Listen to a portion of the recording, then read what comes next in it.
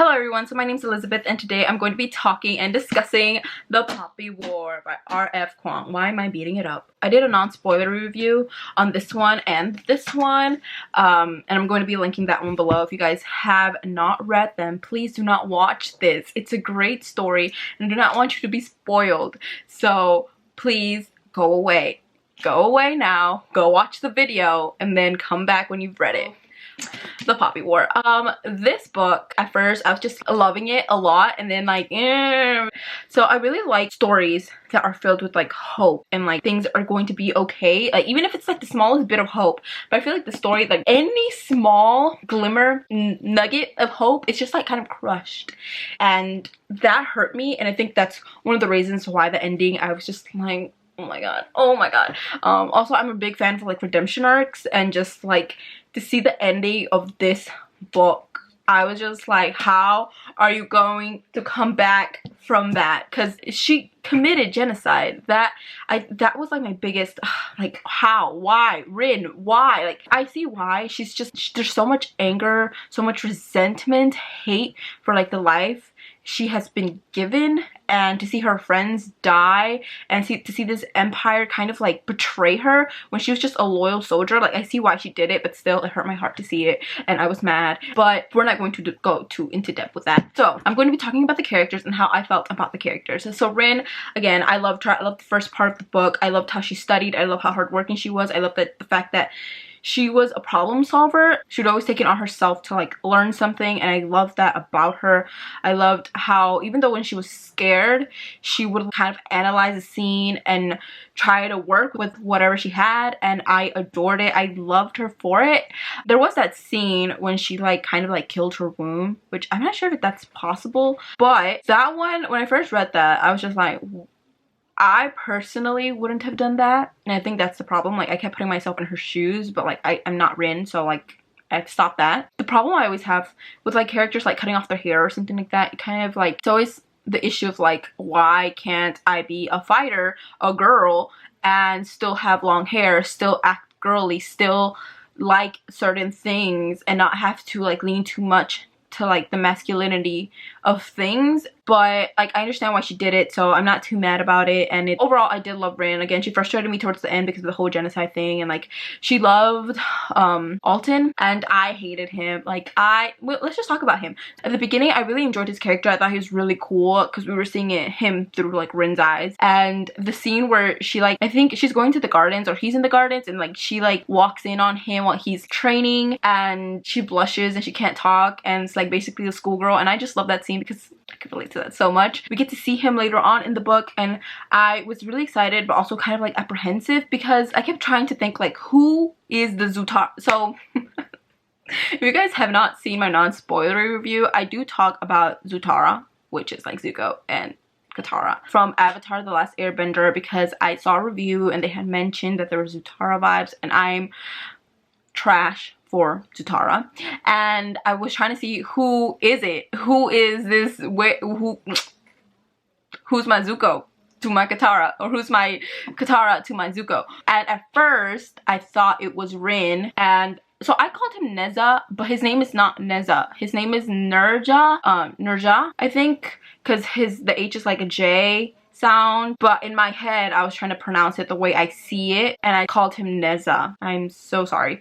So at first I thought it was them too, but they didn't really get like a lot of screen time on. And then everything that happened down in the book, basically she's under the command of Alton, and I thought maybe they are Zutara vibes, but then this relationship just went completely downhill. It was like really toxic. In my eyes, it was really toxic. I thought he was very manipulative. There were some parts of the book where I thought he was really kind and really sweet, especially like to Sunny, but he was really manipulative. He kept saying like, well, you need to prove your worth, and like basically kind of like guilting her into like using the Phoenix. And I thought he was a little crazy, honestly, and just like a really bad commander. Like, I understand, like, well, maybe I don't understand because I've never led anything.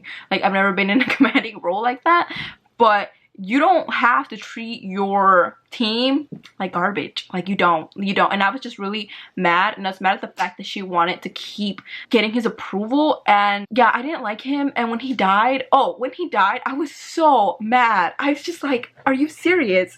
You basically got this girl, trained her, got her on your side because she betrayed the teachings of her master, and now you're just gonna leave her with all your baggage and go kill yourself? Why? Moving on from that. I really like the master, her master. Is it Jiang? The Jiang or Jang? I don't know.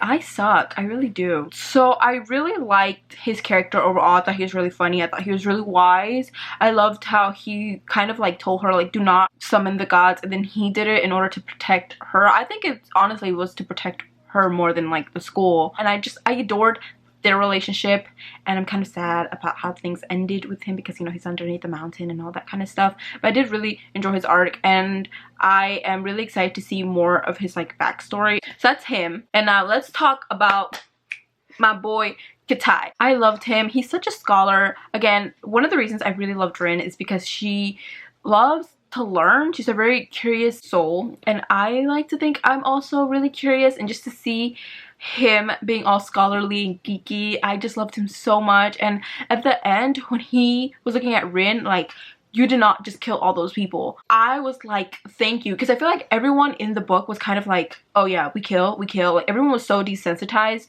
which I understand. It plays on the fact that like, this is how war is. People are desensitized. People no longer see other people as people. But to see him still be like, these were people. They thought we were monsters. We thought they were monsters, but they probably thought the same thing about us. Like, just to see that, I loved him. I felt like we were kindred spirits in that moment. I just want him protected at all costs. I feel like some people could have thought like he was really righteous, or I think even the main character actually thought he was being a little righteous, but I feel like I would have reacted the same way. So, and let's see who else. Oh, my boy. His name is obviously not Niza, but Nurja. I loved him. So in the first part, obviously he's like a little a-hole, and I can't stand him because he's being all pretentious. And then we have this scene when they're fighting back to back, and I'm just like living for it. And then, you know, he gets stabbed in the gut. And we're like, oh yeah, he's probably dead or unable to walk, and my heart was just broken. It's literally shattered when they had the fighting scene, because when they had the fighting scene, I was like, this is Zutara. This is Zutara. And it was just so magical. And then he comes back, and he's walking, and the way Rin sees him, like this lovely boy with almond-shaped eyes and like so beautiful, I was complete trash. I love him so much, and I don't even understand why. I actually do, because he's really kind, actually. He's a little pushover sometimes, but he's really kind. He has good intentions. When that creature who wears different faces was like a little girl, I feel like Alton would have been like, which probably would have been the smart thing, like, this is it, this is the monster. But he was like, oh, like, let me take care of you and stuff, and I was just like melting. And then he like apologizes to Rin, and and when Alton left him with the gas, my heart, it was really good. Overall, again, I really enjoyed this character. I think he's a really good opposite to Rin. You know, there's not much to say there. I really enjoyed this character. Okay, and then I'm going to talk about two other things, and then I'm going to stop. I don't know if it's Psyche or Kike. I used to call them Kike in my brain, but it might be Psyche. So anyways, so this team, I love Ramsa. Ramsa is my boy. He is so funny. He is like the sassiest 14, 15, 13-year-old there is. I'm not quite sure what his age is, but I loved him so much. He's my favorite out of all of them. What's his name? Shangon. But one of the twins, the male one, the one who can like go and like see the gods and visit them, I didn't find him annoying at all. I thought he was a great like lieutenant. I love the scene where he gets in her face and he's like, you are a part of this team. Just like everyone's doing their part, you also have to do your part or you're out. And I loved it. He was such a good character. And also him and Alton. That's all I gotta say. Okay, and then kind of finally, the last thing I want to talk about is like kind of like violence in the book. So I think for me, it was hard to read about like all the deaths and like all of the bodies, but I think what really got me was this one chapter. Was basically when one of the girls who had gone with Rin to school, Venka, talked about how she had been raped and how all these women had been raped. It was so hard to read that chapter. Honestly, after reading that chapter, I had to put the book down because I couldn't keep reading. I think I'm a good reader because I can imagine everything. I have a really good imagination, I think, and just I didn't want to imagine that, but I had like no choice. Like I kept thinking about it, and it's a hard chapter to read, but just to know like this is actually something that happened in history, it's so hard. And even though it was hard to read, it should be in the book because it shines a light on an event that people don't talk about. Giving a voice to these women who did have to go through all of this BS, it's a good thing, and I'm really thankful and appreciative to the author that she did this. But yeah, it was really hard to read, and on that note, that's a really sad note to end the whole video on. I would say keep going into the second book if you guys are kind of like in the fence, like, should I read the second book, should I not? I really enjoyed the second book, personal opinion. But that'll be all, guys. I hope you guys enjoyed it, and I will talk to you guys later.